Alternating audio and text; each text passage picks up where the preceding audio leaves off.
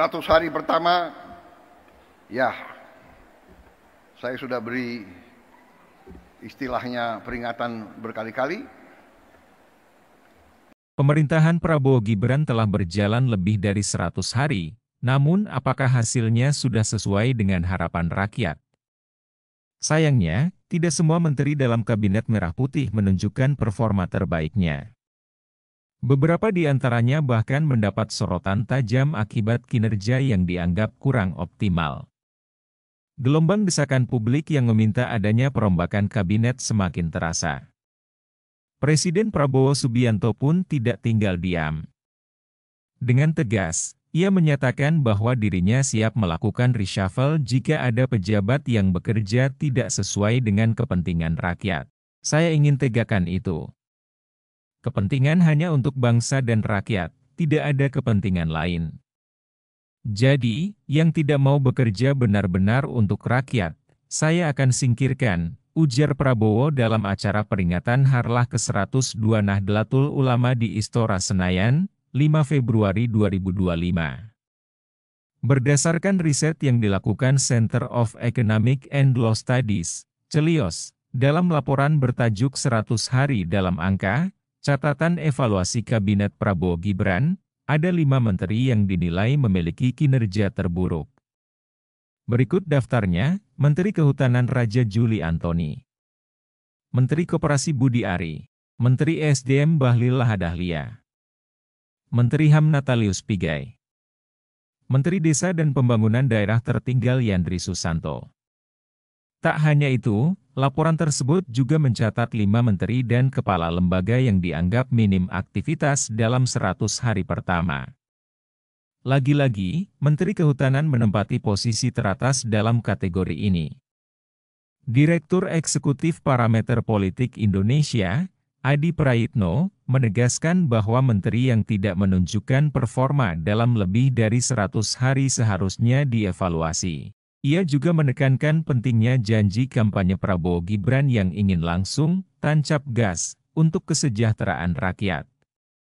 Menteri dan wakilnya yang tidak bisa bekerja untuk kepentingan rakyat seharusnya dievaluasi dan di-reshuffle, kata Adi.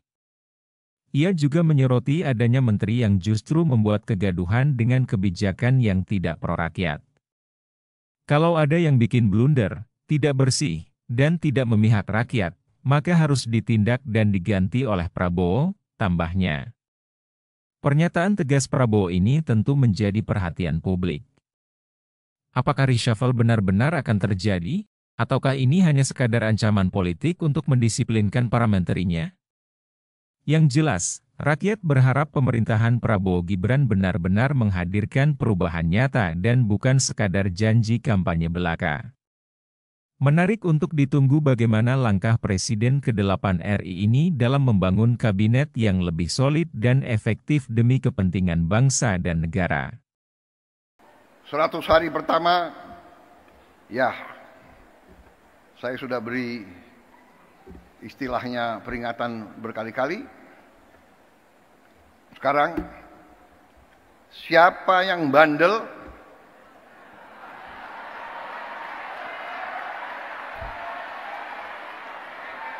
siapa yang dablek, siapa yang tidak mau ikut dengan aliran besar ini, dengan tuntutan rakyat, pemerintah yang bersih, siapa yang tidak patuh, saya akan tidak.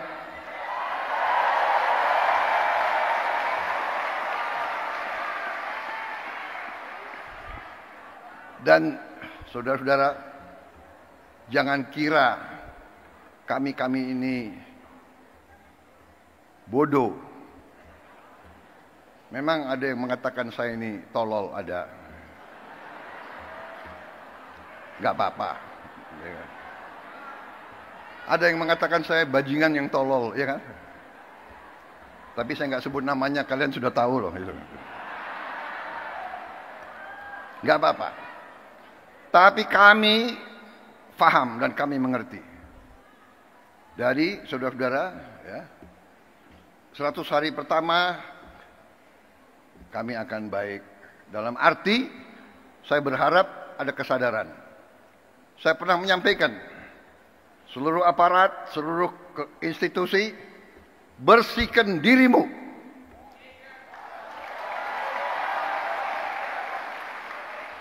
Sebelum kau dibersihkan.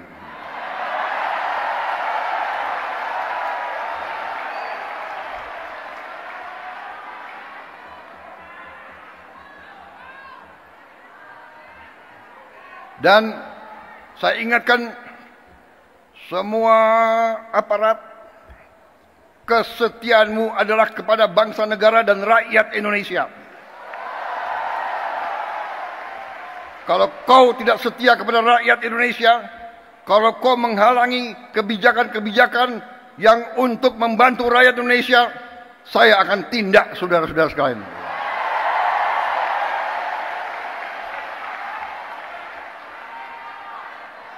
Dan saya minta menteri-menteri, pemimpin-pemimpin lembaga, tidak ragu-ragu. Saudara-saudara kita hanya bekerja untuk bangsa, negara, dan rakyat Indonesia.